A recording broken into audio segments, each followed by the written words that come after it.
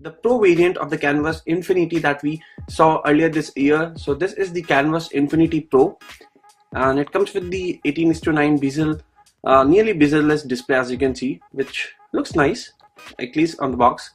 So you have an 18:9 screen ratio, 5.7-inch HD IPS display.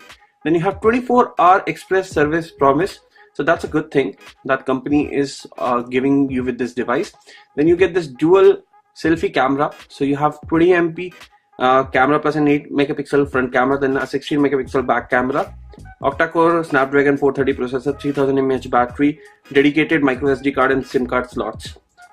So let's unbox it and let's see what all contents do you get in the box. Before that, if you want to see the MRP and the SAR value, so the SAR value is 0.32 and 0.44 for head and body respectively, and the MRP is 17,999, and we are expecting it to be priced around 15 to 17,000 Indian rupees. We will find out the price very soon. So let me just cut through all the plastic and show you the contents that you get in the Indian retail pack.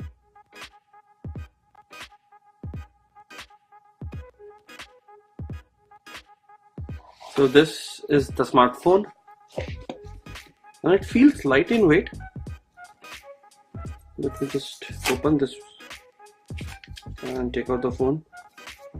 So this is the Canvas Infinity Pro, feels light in weight, and the design looks nice. Let me just remove the back plastic as well, so that you can see the metal construction that this device offers, and you can see the hear the metallic sound.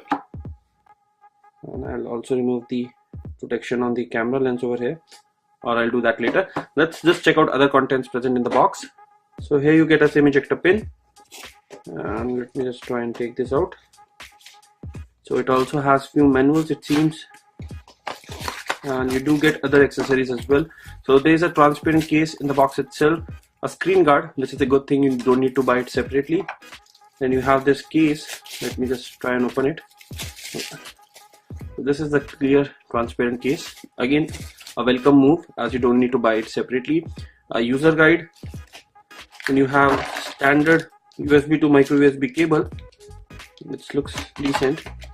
You also have a pair of earphones, which are in-ear earphones, and again they seems to be decent in terms of quality. We will test them out later.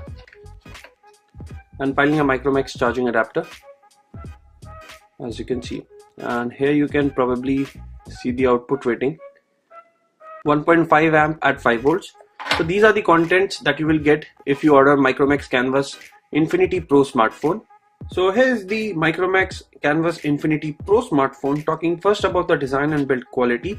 The phone feels light in weight, even though it has a 5.7-inch display in the front. In the front you get this dual camera placement. One is a 20 megapixel sensor to capture great quality selfies, but if you want to take group selfies, then you do have a wide angle 8 megapixel shooter as well. Then you get this 5.7-inch HD display here that has a resolution of 720 into 1440 pixels. At this price point, a full HD display would have been better. And you can see this is how the device looks in the front. On the back side you get this 16 megapixel shooter along with LED flash, and you also have this fingerprint sensor over here, and the back is made out of metal, as you can see. It looks nice and gives you a good sturdy in-hand feel. On the right side you have volume rocker and the power key. On the top a 3.5mm audio jack. On the bottom side you have micro USB port along with a speaker outlet, and on the left side over here, as you can see, it comes with dual SIM and a micro SD card slot, so you can use all three at the same time without any issues. Overall, in terms of design and build quality, the smartphone looks really nice due to this 18:9 display in the front. It is light in weight and gives you a metal construction which feels nice in hand. Moving on, let's talk about the display. So this is a 5.7-inch HD IPS display which comes with this 2.5D curved glass. It looks nice, but as we mentioned, a full HD display at this price point would have been better, because there are devices which are offering you a full HD display in this price segment. The color reproduction is nice on the display. The viewing angles are also nice. Currently we are not at the maximum brightness level.